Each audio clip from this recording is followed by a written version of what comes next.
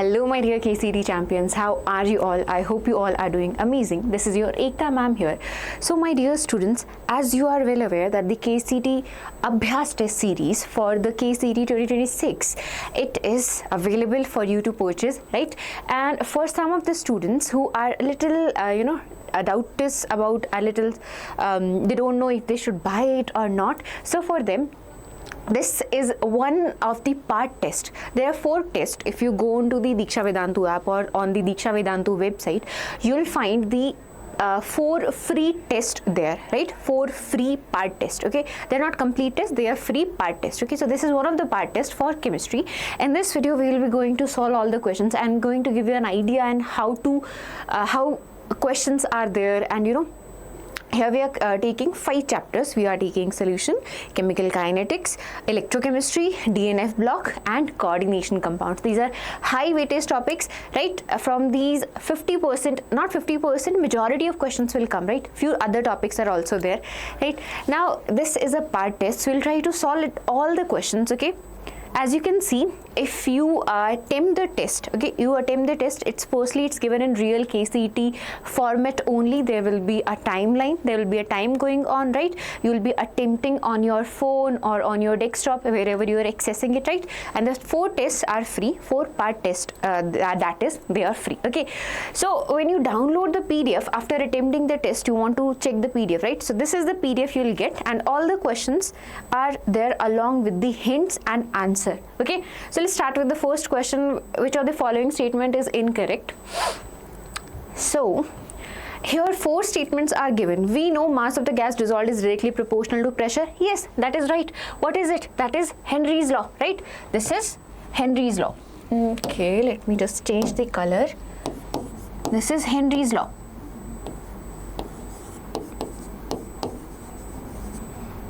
Okay, second statement, mass of the gas dissolved is inversely proportional to temperature. Yes, why? Because dissolution is an exothermic process, and if you increase the temperature, the equilibrium will go in the backward direction, right? So that means this statement is also correct. What we are looking for here is the incorrect statement, right?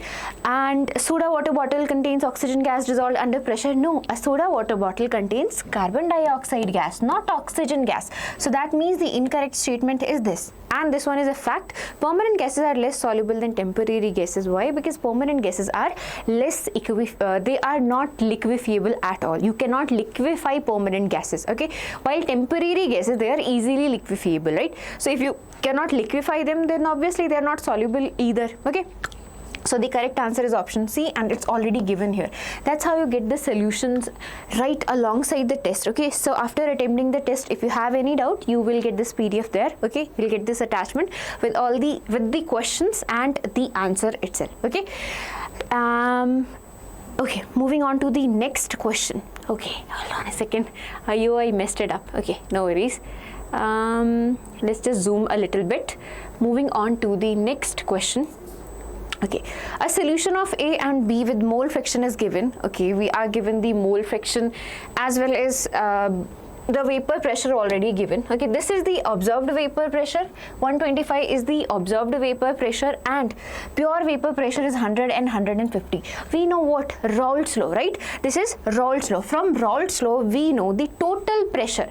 This is the observed. This is what we observe from machines. Okay, whatever instrumentation we were using, this is what we observed it, right? The total vapor pressure that was calculated, right? The calculated will be equal to the sum of the individual. Like for PA, the partial pressure, see, the total pressure will be equal to the sum of the partial pressure of A and sum of the partial pressure of B. Now, partial pressure of A is equals to mole fraction of A times the pure vapor pressure of A. Similarly, partial pressure of B will be equal to mole fraction of B times the pure vapor pressure of pure B, right? All the values are given. 0.2 is the mole fraction of A, and we know what will be the mole fraction of B. For B, the mole fraction will be 1 minus 0.2, that will be 0.8, right? So see, as you can see, there will be questions combined like that only, right? They'll be testing your knowledge. You have the knowledge, but you need to know how to implement that knowledge when certain type of questions are being asked. Okay, now see, if you calculate it, the value comes out 140 mm. this is the calculated vapor pressure 140 mm and the observed or the actual value is 125. It is lesser than the calculated. This was supposed to come 140, but it came only 125. What kind of deviation is this? This is negative deviation from Raoult's law. What is? This is negative deviation from Raoult's law. Okay, next question. The boiling point of an isotropic mixture of water and ethanol is less than water ethanol. Why? So my dear students, you already know isotopes are constant boiling mixtures, right? So for that, the answer is already given here, right? This is a solution, right? So we know that a negative deviation, if a solution is showing negative deviation, it will form a maximum boiling azeotrope, and if a solution is showing positive deviation from Raoult's law, it will form a minimum boiling azeotrope. And plus water and ethanol is there. We know in water and ethanol what kind of deviation is there? Positive deviation, right? In water and ethanol, positive deviation. The intermolecular forces between water and ethanol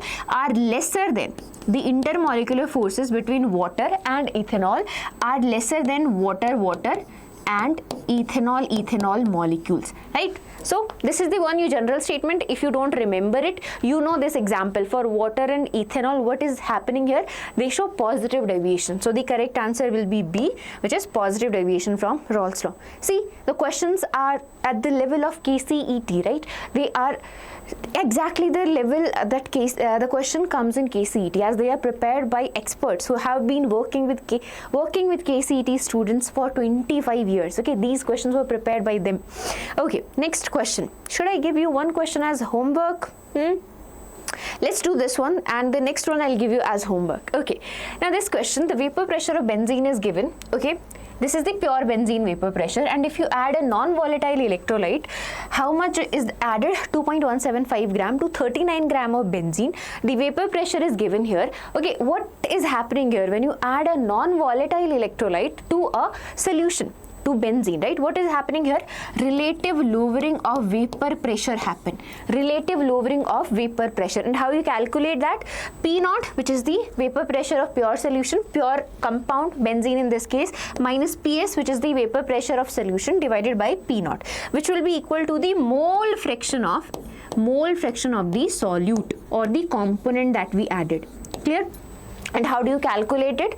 This is simply equal to the number of moles of that component divided by total number of moles. NT I can write. But since here you see only 2 gram of that component is added to around 40 gram of benzene. So what I can do? I can just write it as N2 by N1. N1 is the number of moles of benzene. N2 is the number of moles of that non-volatile solid electrolyte. Okay, now we know how do you calculate number of moles.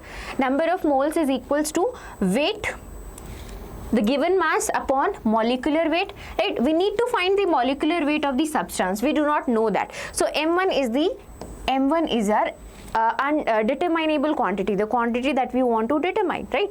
And M2, M2 is the determinable quantity actually. Okay, let's just erase it. Okay, see, W2 by M2. M2 is the molecular weight that we want to determine. M1, W1, W2, P0, PS, P0, all these values are given. If we just substitute it here and solve it for M2, the answer will come out to be 69.6 U. Yes, it's very easy, right? But remember here, sometimes the amount may be large, right? But normally you can just consider it that way only, N2 by N1. You can consider it this way only, okay? Next question is your homework. So let's see. Question number 5. Which of the following aqueous solution do expect to have the lowest freezing point? Depression in freezing point, right? Depression in freezing point. It's a colligative property first of all, right? Colligative properties are those properties that depend on the amount of solute, right? That depends on the amount of solute. More the amount of solute, more will be the depression. That's the only hint I can give, and you mention in the comments right now what is the answer of this one. Okay, I'll be looking at your comments and also explain the reason. What will be the reason? So I don't want you to see the answer of this one. Okay. Next question. If the elevation in boiling point for 10 gram of solute in 100 gram of water, ebullioscopic constant we need to find out. What is ebullioscopic constant? We know this, right? Delta TB. The elevation in boiling point is given by KB M. M is the molality, Kb is the ebullioscopic constant, and this is what we need to figure out. For now, you know what is molality, right? Molality is the number of moles of solute present in 1 kilogram of solvent. Present in 1 kilogram of solvent. M is the amount of solvent. I can just write it 1 kilogram of solvent. Okay. Okay, I can just write it M or anything. Okay, no worries. Here everything is given. The number of moles of solute, 10 gram is, and the molecular weight is also given, right? So we just substitute all these values. Delta TB will be equal to, Kb we need to find out, molarity will be equal to 10 gram of solute is dissolved in 100 gram. 10 gram of solute and the molecular weight is 100, right? So this is the number of moles. Okay, now we need to find the amount, 100 gram, right? And that 100 we calculate, we convert it into 1000. Multiplied by 1000 we convert it into kilogram. Gram is converted into kilogram. Now you see these values are cancelling, 4 zeros and 4 zeros, right? So that means the ebullioscopic constant, which is our Kb, will be equal to delta Tb. See, completely explained, right? So any hint you need, all the explanation that is required, everything is there. Okay, I will be waiting for your fifth question answer. Okay, next one, pure benzene. So we are already given the freezing point of the freezing point of pure benzene, and this is the depression happening. It changes from 5.45 to 3.55. We need to find the Kf, and again the molality is already given. The solution molality is already given. We know this relation, del Tf equals to Kfm. So we need to find the value of Kf, right? So Kf will be equal to del Tf by M, which is the molality. Okay, so simple, del Tf is the depression in freezing point. How much is the depression? 5.45 minus 3.55 divided by the molality, which is 0.374. The answer will come out to be 5.08 Kelvin kilogram mole inverse. Okay, easy. The molality, you need to calculate the molality. What is molality? It is the number of mole of solute dissolved in 1 liter of a solution. Number of mole of solute dissolved in 1 liter of solution, right? So how do you calculate it here? All the values are given. 8 gram of NaOH. So what will be the number of moles of NaOH? 8 by 40. That will be the number of moles of NaOH, right? And in 2 liter of the solution, so I'll just multiply it by 2, right? 2 liter of the solution, it's already in liter, you do not need to convert it. Simple, the answer will be 0.1 m. Option A, 0.1 m. Okay, next question. 5 ml of acetone is mixed with 100 ml of water. Vapor pressure, what will be the vapor pressure? Now we know acetone and water, when you mix acetone and water, they form what? They show negative deviation from Raoult's law. They show negative deviation from Raoult's law, right? Because the hydrogen bonding is strong in case of acetone and water. In acetone, we have dipole-dipole interaction. In water, we have hydrogen bonding. But when you mix them, the hydrogen bonding is really strong. Okay, so the vapor pressure, when negative deviation happens, that means the vapor pressure is less than the vapor pressure of pure water. Okay, next question, very easy. Again, Vent-Off factor. For KCl, what will be the Vent-Off factor? It dissociates at K positive and Cl negative. 2 ions are there, K positive and Cl negative. So that means it will be 2. Now for options like these, you can just check which option is correct. For A, it's 2, right? That means this is your correct answer, right? But we can check it. We'll check it. MgCl2 will dissociate as Mg2 positive and Cl negative, 2 Cl negative. That means 3 ions are there. So that means B will go to 3. B will go to 3, right? So this is your correct answer. Again, glucose, it won't dissociate at all. The the Vent-Off factor will be 1. And for the last one, it will dissociate as 3K positive plus FeCN6 3 negative, right? So how many ions are there? 3 plus 1, 4 ions will be there. 4 ions will be there. So option C is your correct answer. Okay, now I hope you are able to solve all these questions. See, all the explanation is given. For glucose it's 1, for this is 4, right? Okay, Next question.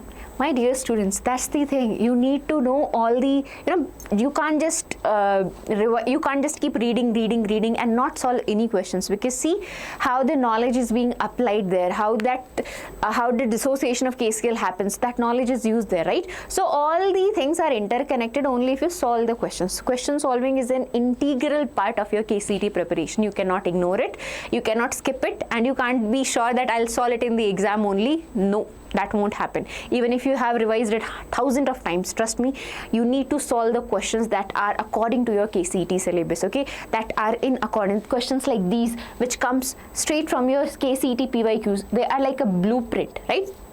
Okay, now see the next question. When you pass this much current, this is Faraday's first law. We need to find the equivalent weight.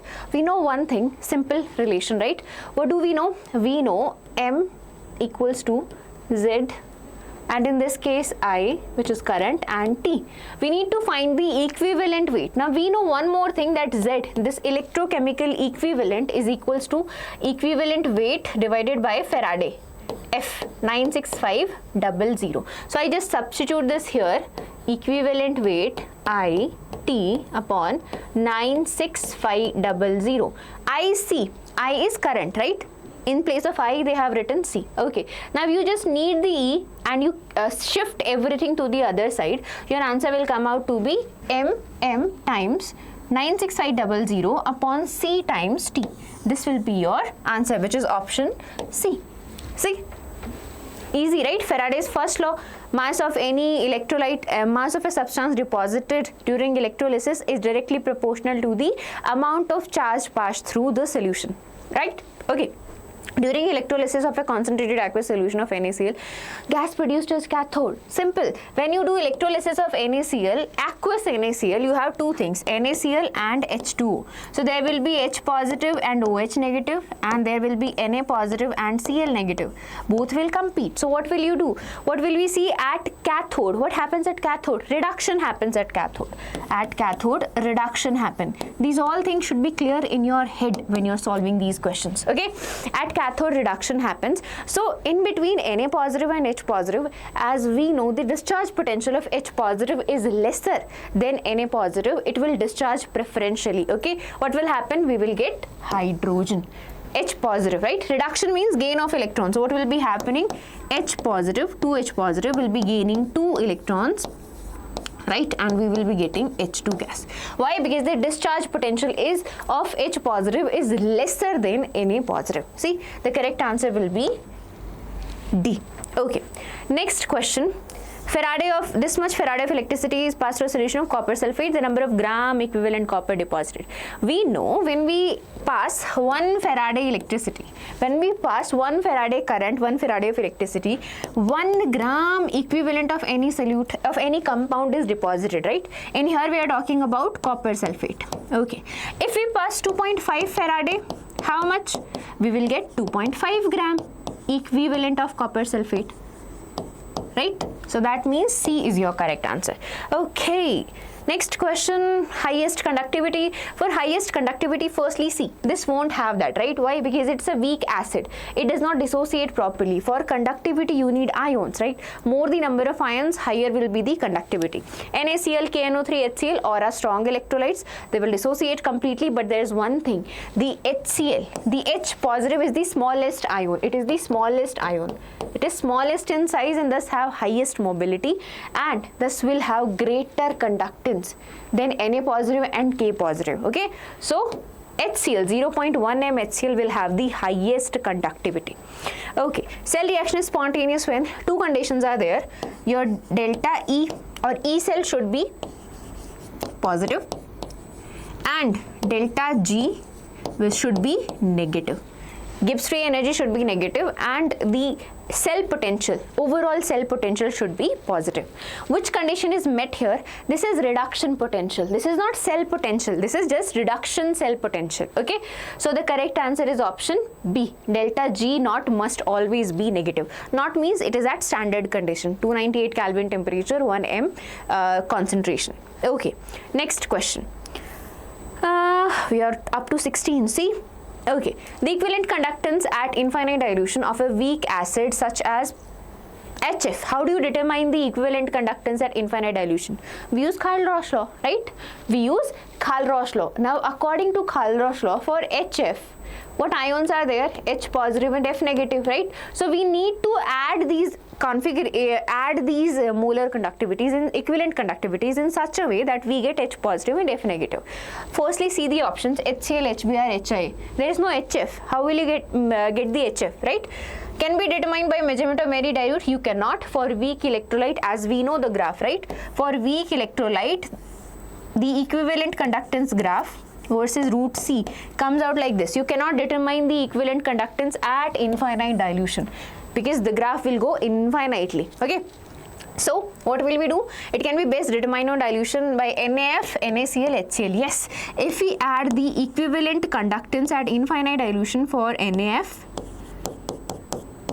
plus equivalent conductance at infinite dilution for HCl, and then we subtract the equivalent conductance at infinite dilution for NaCl, then we will get the value for HF, right? So C is your correct answer. Undefined, it's not undefined because Kohlrausch law especially deals with these kind of scenarios only when we are talking about weak electrolytes.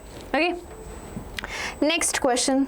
See, it's all explained. Okay, next question, electrochemical equivalent of an element is, we just did it. Electrochemical equivalent is equals to equivalent weight by Faraday, right? Equivalent weight is what? Atomic weight upon valency, right?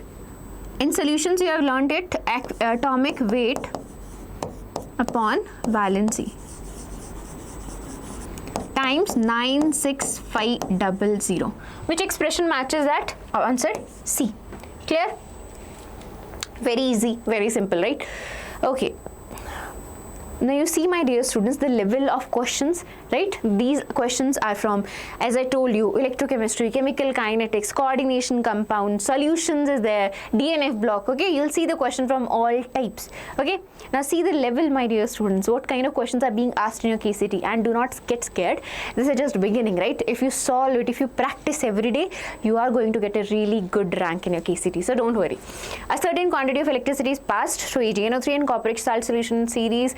It's Faraday's second law, right? We need to find the amount of copper deposited. Okay, so the amount will be what?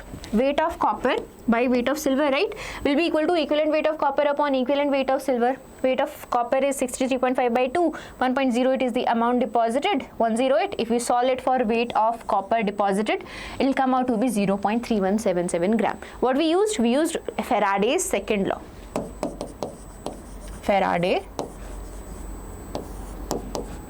second law. Next question.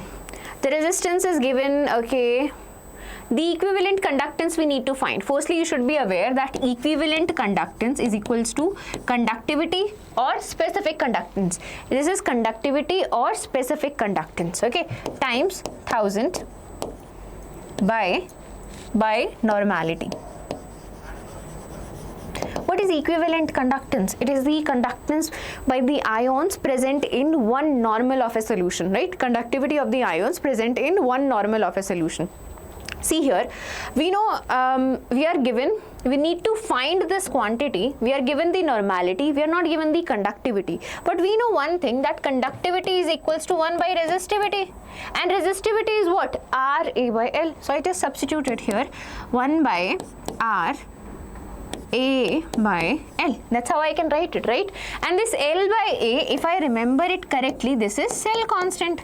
This is cell constant. So in place of kappa, in place of conductivity, I can write G star by R, which is cell constant upon resistance. I just substituted that value here. Cell constant, which was 1.15 upon 250 ohm times 1000, and the answer will be 4.6. The unit, it's very important. Remember the unit for equivalent conductance, molar conductance, specific conductance, all the values, okay? They are important.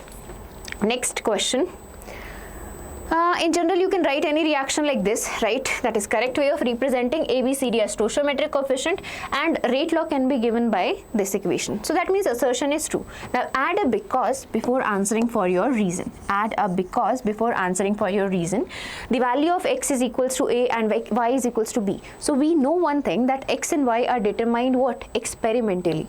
X and Y, they are determined experimentally, not theoretically. But stoichiometry comes from theoretically, right? It comes from theory only, right? We balance any equation, we write the stoichiometry there, okay?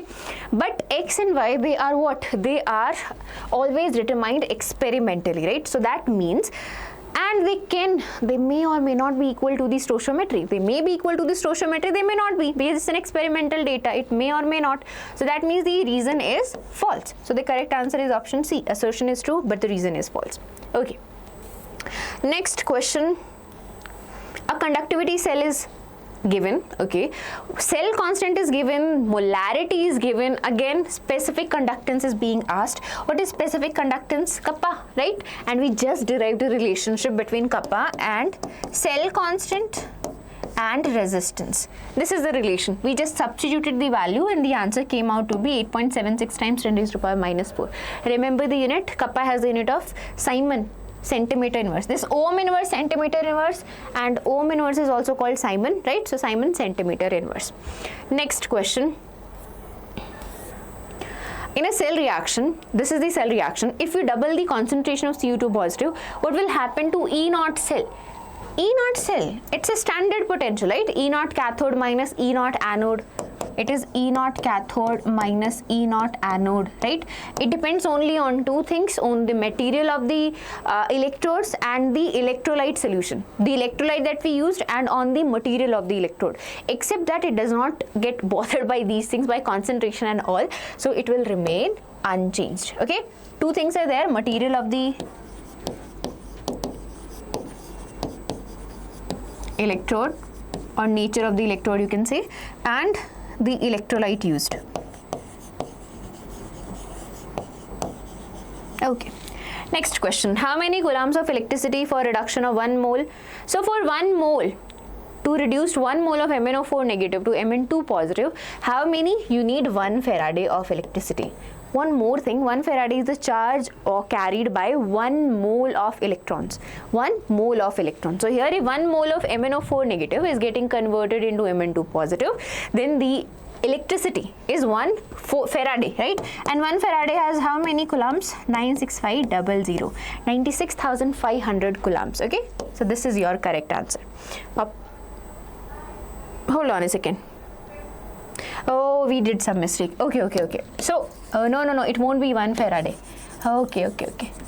So, 1 Faraday is for 1 electron, 1 mole of electrons actually. But here we are talking about when MnO4 negative is going to Mn2 positive, right? The oxidation state is changing from +7 to +2. That means 5 electrons. We are not talking about 1 mole of electrons. I misread this. Sorry. Instead of 1 mole of electrons, we have 1 mole of electrons require 1 Faraday, right? 1 mole of electrons require 1 Faraday. 5 mole of electrons, we have 5 electrons, right? 5 mole of electrons will require 5 Faraday. Now 5 Faraday, we can just calculate the charge, right? 5, and that comes out to be 4.83 times 10 raised to the power 5 coulomb. The option is answer C, right? You remember it. Okay. For that thing, it's different, right? The Faraday you're changing. For this one, you're 1 mole of electron. Remember, 1 mole of electron equals to 1 Faraday. Okay. So that means 5 mole. How many electrons are involved? 5. So that will be 5 Faraday. Next question. Okay. Conductivity of a saturated solution is this, equivalent conductance is this. Okay, so very easy actually. You should know for barium sulfate, the Ksp is equals to what? Ksp for barium sulfate will be equal to Ba2 positive, the product of the product concentration. This is the product concentration, right? When you try to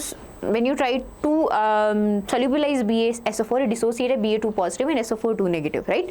So Ba2 positive and SO4 2 negative. This is your solubility product. If S is the solubility of barium and S is the solubility of sulfate ion, so what will happen? It will come out to be S square. Okay, S square. So that means your solubility product will be equal to S square. How do you calculate solubility? We are given equivalent conductance. So equivalent conductance, we talk about normality. It is the conductance of all the ions that are present in one normal of a solution, right? So my dear students, S solubility will be equal to, in this case, we can just substitute in place of normality, we can write solubility. It will be equal to kappa times 1000 upon lambda m. Lambda m instead of lambda m you can write lambda eq. Some mistake is there. Okay, if you substituted all the values here, we get the answer 2.2 times 10 raised to power minus 3 mole liter inverse. That's the solubility. Now what is KSP? What is the solubility product? It is equal to the square of the solubility, right? So that will be 4 times 10 raised to power minus 6. Where is your answer? Option D. Next question, in this cell reaction you need to write the full cell reaction. Okay, half cell, we know what is this. This is anode, this is cathode. At anode oxidation happen, at cathode reduction happen. I'm going to write it straight away, but let's just do it.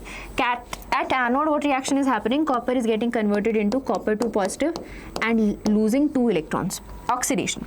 And at cathode mercury is adding these 2 electrons and getting converted into mercury. If we combine these two reactions, these gets cancelled and the reaction comes out to be Cu plus Hg2 positive gives Cu2 positive plus Hg, right? This is the final relation. Always remember, on your left hand side anode is there, on your right hand side cathode will be there. Okay, next question. How many questions you did? Actually, do tell me in the comment section. Out of 60, how many you guessed, you answered correctly, right? How many of it you answered correctly? And if you have any doubts, please do mention them in the comments. I will answer all of your doubts. Okay, now current necessary to produce hydrogen gas at the rate of this from acid related water. So this is actually a very nice question. And this one we use this equation actually, M equals to, in place of Z I can write as molecular weight upon, this is molecular weight, upon N, which is the valency, times Faraday, this is Z, times I, which is the current, times T, which is the time. Okay, in this case we need to find the I value, so I just substitute everything the other way and I will be equal to M, which is the mass deposited. In this case the mass deposited is 1 centimeter cube. The mass is getting converted into volume, so the mass is 1 centimeter cube times N. How many number of electrons are involved? So hydrogen gas, this is H positive, right? How do we get hydrogen gas? When H positive adds electrons, and that's how we get hydrogen gas. Firstly, just acidulated water, that means H positive, acid, H positive is there, right? From H positive, how do you get hydrogen gas? If it adds electrons, we get hydrogen gas. That means reduction is happening, right? So the N is 2, I'll just write in subscript, N is 2, M is 1, right? Times Faraday. What is Faraday? 96500 upon, okay, upon M. What will be the weight of 1 mole in terms of volume? At STP, what will be the volume of 1 mole of hydrogen gas? 1 mole of hydrogen gas, it is 22.4 liter, right? For 1 mole, right? But it is given in centimeter cube, so we'll convert it in centimeter cube. 22,400 centimeter cube. 22,400 centimeter cube. Now we substitute it here at 22,400 times T. Time is 1 second per second. 1 centimeter cube per second, time is 1. So if we put all the values and if we calculate it, the answer will come out to be 8.61. That is the formula we put it, and the answer will be 8.61 ampere. So here, instead of talking in mass, we talked in terms of volume because it was given at STP 1 centimeter cube is being deposited per second. 1 centimeter cube per second. Okay, next question. A solution of nickel is being electrolyzed, this much electricity. The one thing is different here, we are using Faraday's first law only, but the one thing that is different, the efficiency of current is given. The efficiency is 60%. So we are not getting 2 ampere exactly. What we are getting 60% of 2 ampere. Which will be around 1.2 ampere we are getting. So every calculation is similar, right? That's how we calculate Z times Q. Z is equivalent weight 58.5 by 2. Nickel we are talking, so 2 electrons are involved, right? Upon F, which is 96500 times the charge. Q is IT, I is 2 times 30 times 60. Calculate the minutes are getting converted into, we convert the minutes into seconds, right? So this much coulomb, but only 60% efficiency, so you take the 60 here only, okay? We get how much coulombs? 2160, and we multiply it. For solving a question, there are multiple approaches. You can either just say here only, you can add Q equals to 1.2, that is the efficiency, times 1800. your answer will be the same. If you put Q as this is the same, 2160 actually. So your answer will be 0.654 grams. Okay. Next question.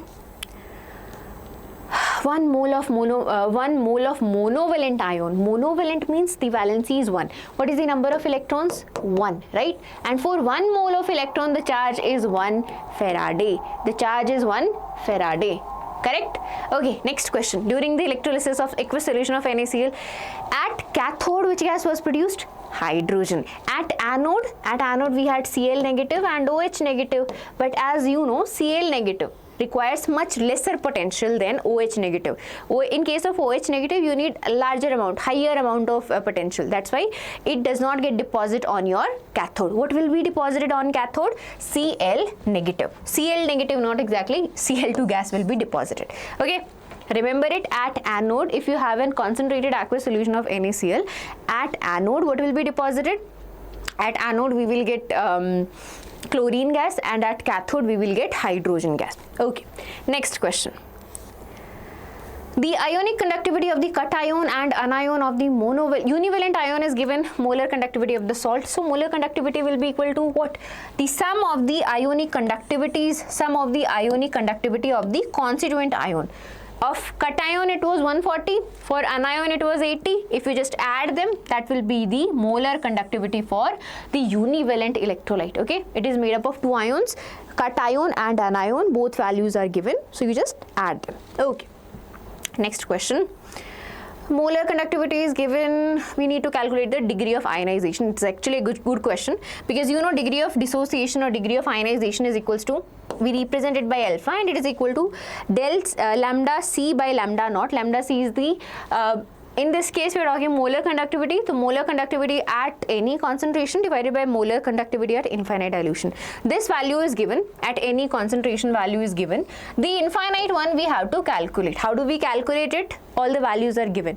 Using Kohlrausch law, you calculate the molar conductivity at infinite dilution for acetic acid, and if you just you put that value here in this expression, you will get the degree of dissociation, which will be 0.277. Okay, so firstly we calculated the molar conductivity at infinite dilution for acetic acid by the given data, and then after that we put the values in this equation, in this formula. Degree of dissociation is equals to the molar conductivity at any concentration divided by molar conductivity at infinite dilution. Okay, easy, right? Yep. Next question, which is statement is wrong. Wrong statement. For molar conductivity, yes, it contains the Avogadro number, because molar conductivity is the conductance of all the ions present in 1 molar of that electrolyte. 1 molar. Okay, so in 1 molar it contains Avogadro number of molecules. That is correct. The unit is wrong. What is the unit? The unit is Simon centimeter square mole inverse. This is the unit for molar conductivity, so this is incorrect.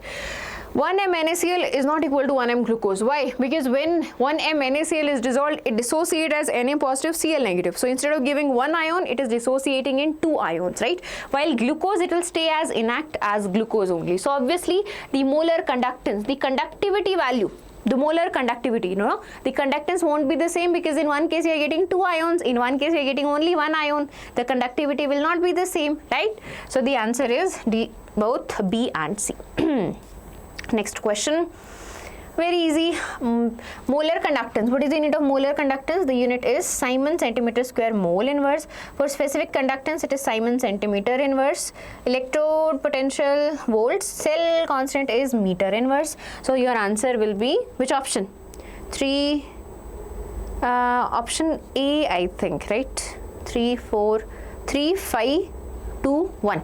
Yep, the correct answer is option A. Okay. Next question. Molar conductance is given for this acid. You need to calculate the pH. So one thing here, when acid dissociate, any weak acid dissociate, it dissociate as H positive and A negative. So initially, I'll write here, initially there will be some concentration of the acid and no concentration of the ions. After some time, let's say C alpha. Alpha is the degree of dissociation, T is the concentration. This much amount get dissociated. So you will get C alpha here and C alpha here, right? H positive concentration is what? C alpha. We are finding C alpha here. Firstly, we calculated the alpha. Values are given. At infinite dilution, the value is already given, and the molar conductance at any concentration is already given. We just divided it, 2.8 by 140. We got the alpha. Concentration is also given, right? We multiply them, C times alpha, we get the C alpha, right? That is your H positive concentration. And pH is what? Negative logarithm of H positive. So negative logarithm is 0.04, which is 2.398. Answer is option B. Okay, next question. Now for this cell, the answer is very simple. The answer is very simple. The E1 will be greater than E2. Why? Because initially zinc sulfate is 0.01, but after, when you change the concentration of reactant increased to 1m, from 0.01 to 1m. As the concentration increased, what will happen? The EMF will decrease. Reactant concentration increases, EMF will decrease. You put that in the formula, that E cell equals to E naught cell minus 0.059 by n log of product concentration upon reactant concentration. You write the equation, put that, there you will see. Okay. Lanthanide electronic configuration is, yes, this is the lanthanide electronic configuration, N-2 F1 to 14, N-1 D0 to 1, NS2. Okay. Potassium chromate is treated with excess dilute HNO3. So what will happen? Your CrO4 2 negative, this is the potassium chromate. It will get converted into potassium dichromate, which is orange colored. Now you see, my dear students, the oxidation state is same, +6 +6. This is an example of condensation reaction. So what will happen here? Cr2O7 2 negative and H2O are formed. Okay. Next. E naught values are given. Okay, one thing we know, that E naught, higher the reduction potential, good will be the oxidizing agent, and higher the oxidation potential, good will be the reducing agent. Okay, simple, right? Here we see, for this one it is minus 0.41. For this it is 1 plus 1.51. So this has higher reduction potential. Obviously it will be acting as a good oxidizing agent. This will acting as a good oxidizing agent, and this has lower reduction potential, or I can say high oxidation potential. So this will act as a reducing agent. Clear? Remember this always. Reduction potential, higher reduction potential, good oxidizing agent. Higher oxidation potential, good reducing agent. Okay, next question. The first ionization enthalpy, for first transition series, when you go from titanium to copper, what is happening? The atomic number is increasing. Obviously, one more thing is there, nuclear charge is also increasing, right? So the nuclear charge is increasing. Ionization enthalpy, it is the energy required to remove the outermost electron from an isolated gaseous atom, right? So if you want to remove that outermost electron, but the nuclear pull is really strong, you need to give extra energy, higher energy. So the ionization energy will increase as the atomic number increases. Next question, the magnetic moment. The value is given. The formula is simple. N into n plus 2, n is the number of unpaired electron.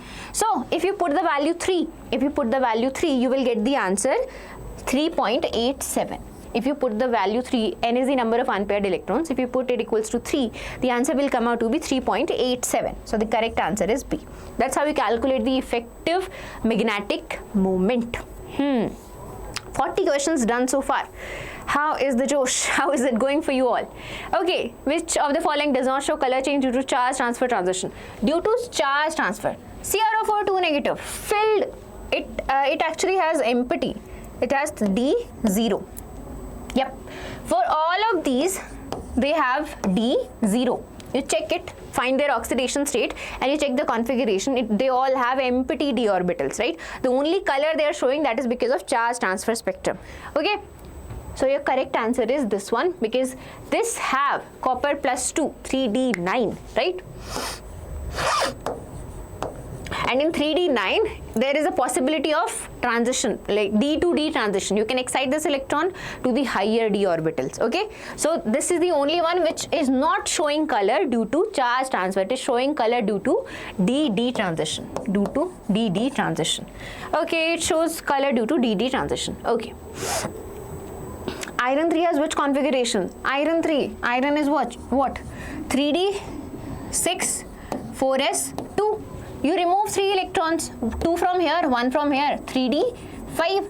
Similarly, you see Mn2. Mn2 also has 3d, 5, 4s, 2.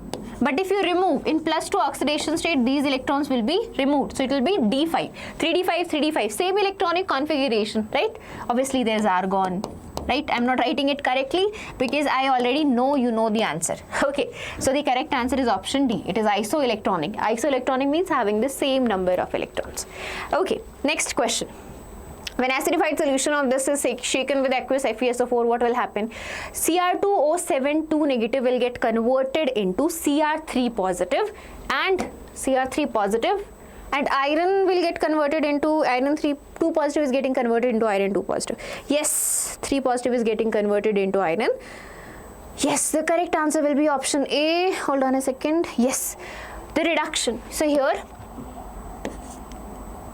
Cr2O7 negative is getting reduced to Cr3 positive. Okay, it is getting reduced to Cr3 positive. This is the reaction.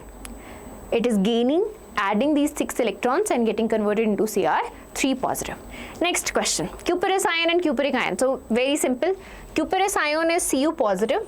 It has D10, and cupric ion is Cu2 positive. It has D9. It is colored because of DD transition. There is a chance you can excite the electrons to the higher d orbital, right? But here all the orbitals are fulfilled. All the d orbitals are fulfilled. You can't excite them anymore, right? If you can't excite them, there will be no colors. That's why it is colorless. Why? Because of the completely filled d orbitals. So your answer is B, complete d orbital, and it has an incomplete d orbital. So D to D transition can happen. What can happen? DD transition can happen. Okay. Next question.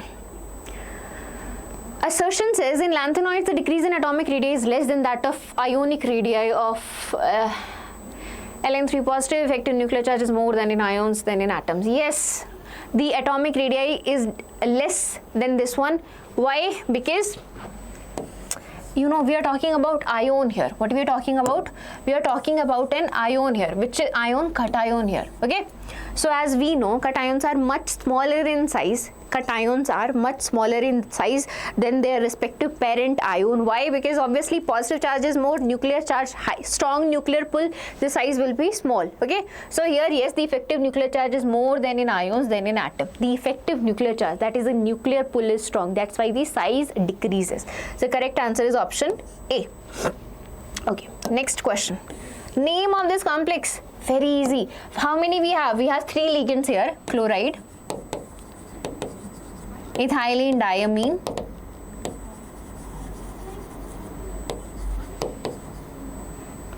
ethylene diamine, but we have 2 here, so we will use bis. We will use the word bis, right? ONO, instead of from N, nitrogen side, it gets attached from the oxygen side. That means the name will be nitrito. If it attaches from N, so it's nitro, but in case of if it is attaching from the oxygen side, the name is nitrito. Now we just have to arrange them alphabetically. C, E, N, right? Firstly, do not consider this. This is not considered in the alphabetical order. This bis, tris, tetrakis, they are not considered. Okay, so the name will be chlorido. Yes, chlorido, bis, ethylene diamine, nitrito, cobalt. And what is the oxidation state of cobalt? That you can calculate very easily. This has -1, right? -2 and +1 is already there. So x -2 equals to +1. X will be equal to +3, right? So the oxidation state is +3. Ene doesn't have any charge on it. Okay, ethylene diamine doesn't have any charge on it. Geometrical isomerism is exhibited by, yes, that's a fact. Geometrical isomerism is only exhibited by square planar and octahedral complexes. Tetrahedral complexes do not show that. Why? Because all the position in a tetrahedral complex are equivalent. So to show geometrical cis-trans isomerism, the position should be different, right? That's how you differentiate. But if all the positions are similar or equivalent, you cannot differentiate them. Okay? So they do not show isomerism. Okay, question, next question. Which of the following is square planar? Very easy. We know only one here, which is nickel CN4, which will be square planar, as in it will be in dsp2 hybridization, right? And rest all are tetrahedrals. Okay, next question. Highest CFSC value, crystal field splitting value, will be for which one? The strong ligand, the strongest ligand. Which among the following is the strongest? Halides are not. Nitro is stronger than halides. CN, yes. This is the strongest ligand. So the magnitude of crystal field splitting will be maximum for CN negative. Okay. See, all the answers or solutions are already mentioned. Okay. Okay. See, look at the ligands. The metal is same. Look at the ligands. CO, CN, Cl. Cl is a weak field ligand. It won't pair anything. That will be paramagnetic. You can just write it. It is paramagnetic. While CO and Cn are strong field ligand. They are strong field ligand. They will, what they'll do? They'll pair before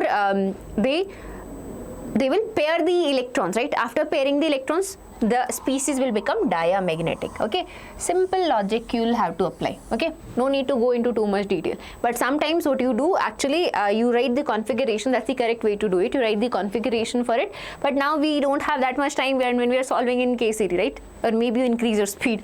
We write the configuration, what is the configuration and oxidation state, and then you see. But here it's clearly written, it's a weak field ligand, it's a strong field ligand. They will pair the electrons, thus diamagnetic, and in this case no pairing will happen. That's why it is paramagnetic. Okay. 51. Okay. T2G orbitals are, so in octahedral array system, what do we have in octahedral array? I'll just draw here. It splits. In octahedral one, it splits as T2G and EG. As T2G and EG. This is the ferric center. Okay. So the T2G orbitals are lower in energy. They are lower in energy by, crystal T2G orbitals are lowered in energy by 0.6 del O, 0.4 del O, and that is increased in energy by minus, and this is plus 0.6 del O. This difference is 1. The difference is 1 del O, which is the octahedral field energy, right? But for EG it is raised for plus 0.6, and for T2G it is lowered in energy by 0.4 del O. Okay, so the correct answer is option P. Next question. Which complex is square planar structure? Again, CuNH3 all twice, right? Square planar. Yes. Next question.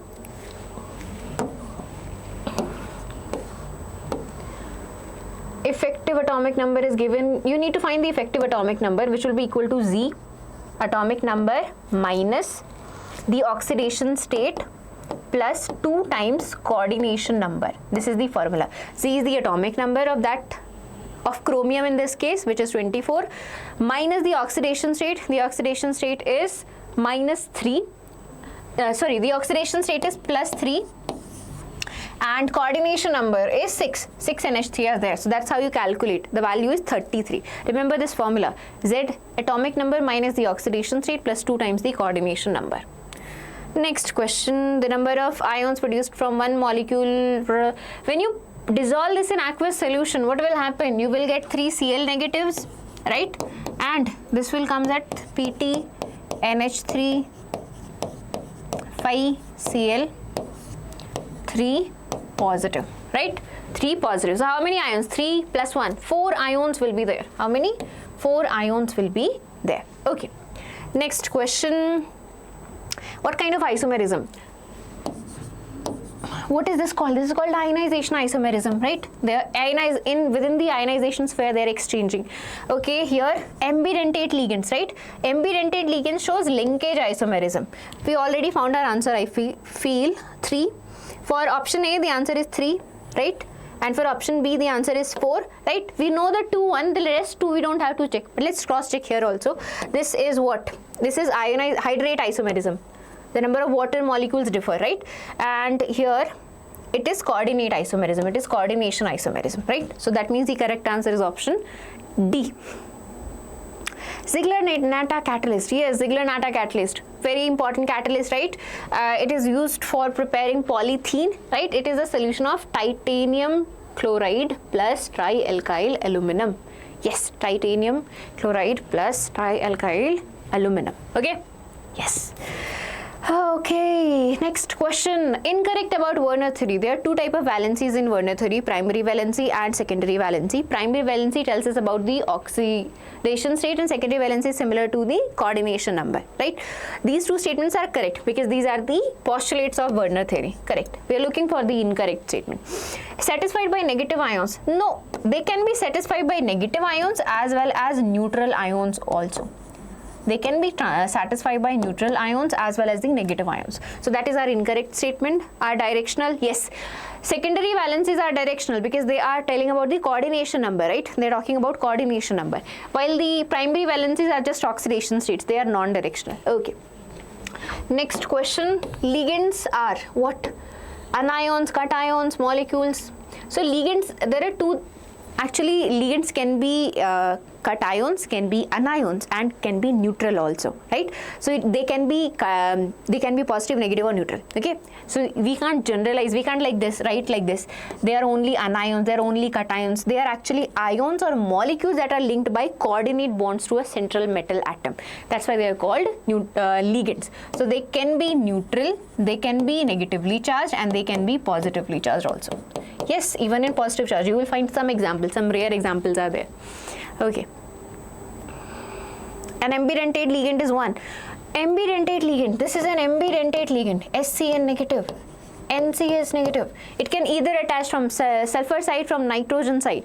So it's like ambidentate means they have two way of linking, right? They have two donor sites, right? They have two donor sites, but they can only attach, they can only form bond by one donor site, okay, at one time, either. Okay, so for example, a human have two teeth, okay, but they can only use one teeth at a time, right? Both teeth are functional, they can eat with both the teeth, but they can only use one teeth at a time. Okay, so it's like that for ambidentate. Two donor sites are there, but you can only work with one donor site at one time, right? The second one will be useless, rendered useless. It will be there only, right? It won't be making any bond or anything. So it has two donor atoms, but either of the two can form a bond. Either of the two. Both won't form the bond at the same time. That's not ambidentate ligand. Okay. Next question. Exhibit linkage isomerism. Last question actually. Okay, so which of the following compounds exhibit linkage isomerism? So linkage isomerism is shown by ambidentate ligands. We just talked about ambidentate ligands, they show linkage isomerism. So where we see an ambidentate ligand? Oh, there we see. Yes, there we see NO2Cl. This is attached from nitrogen side, but it can also attach from oxygen side also. ONO, right? Remember it? Nitro, and then we have nitrito, right? So the correct answer is this one, option C. Okay, I hope you solved all the questions with me, and if you have any doubts, again mention them in the comment section. I will get back to you.